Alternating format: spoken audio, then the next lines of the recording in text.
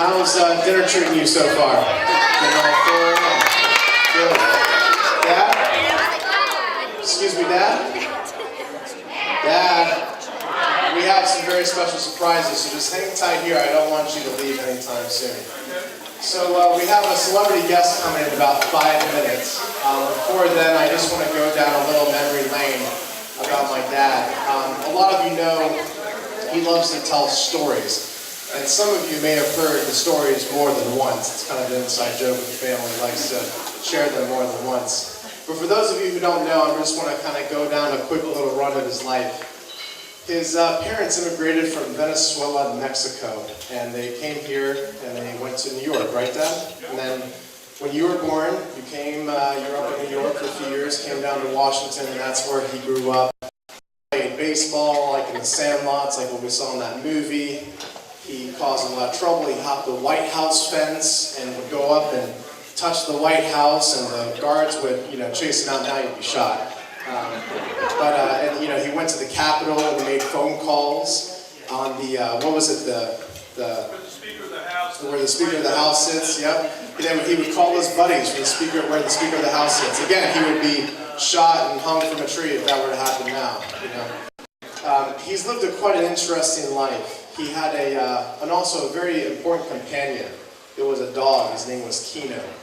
Kino was a very, very special dog to my dad. He saved his life. He was drowning nearby in Whitewater up in Maryland, and he got a cramp, fell underneath the water, and Kino pulled him out. Kino also ran burglars out of the house. He even had an encounter with kind of a shady-looking guy, and who might have done some weird things back in the woods one time, and Kino sicked him and got him out. So Kino was a very special dog, and I kind of get choked up when I think about when Kino passed. My dad was serving in the Army, and he had his suit on, and he was saying goodbye to his dog on the vet table, and he walked out, and everybody was just in tears looking at this guy in an Army suit saying goodbye to his childhood dog. A very special moment.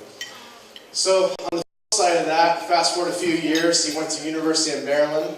He dropped out a couple times. The first time, he got a job at the Shoreham Hotel, the Hyatt, and the Marriott, and he met a lot of wonderful people. He brushed shoulders with a lot of amazing individuals that made an impact. He served room service to the Beatles. He met Martin Luther King and had a personal invitation from him to the I Have a Dream speech, and was about this distance from where I am to my dad now when he gave that famous lecture down in the Mall of Washington.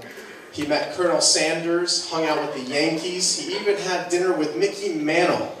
And Mickey Mantle gave him a signed baseball that he then gave to his nephew, and Uncle Peter thought it was a fake, and they played with it and they lost it. So, way to go. Way to go, Uncle Peter. So, he's met so many wonderful people. He served his country in the Army. He was invited to NASA and was on the road to being an astronaut. Unfortunately, his 20/20 vision wasn't up to par. My dad is a pilot. He's a sailor. He had a sailboat in the Virgin Islands. He's taken his family and friends all around the world via his plane, the boats, travels. He heli skis at the age of 70. He's up there jumping out of freaking helicopters, and he's skiing down glaciers and triggering avalanches at this age, and it's just phenomenal. He's a great dad. He's a wonderful businessman, and one thing that really resonated with me, I was kind of picking his brain today. I said, Dad, forget about the past 7 years. What do you want to see happen in the next 10 years? And without any hesitation, he says, I just want my children to be happy. There was nothing about retirement, nothing about traveling the world. It was all about his children. And I really felt like that was a wonderful answer, and it really defines what type of man he is. So, that's a little trip down memory lane for my dad. I want to give recognition to two people who traveled very, very far from far away to be here. We have my cousin Tony Lara, who was actually a captain on the Deadliest Catch TV show. Where are you, Tony? Oh, right here. He came from Alaska. And a very dear friend of my dad's who actually lives in England, and they go heli skiing every year up in British Columbia.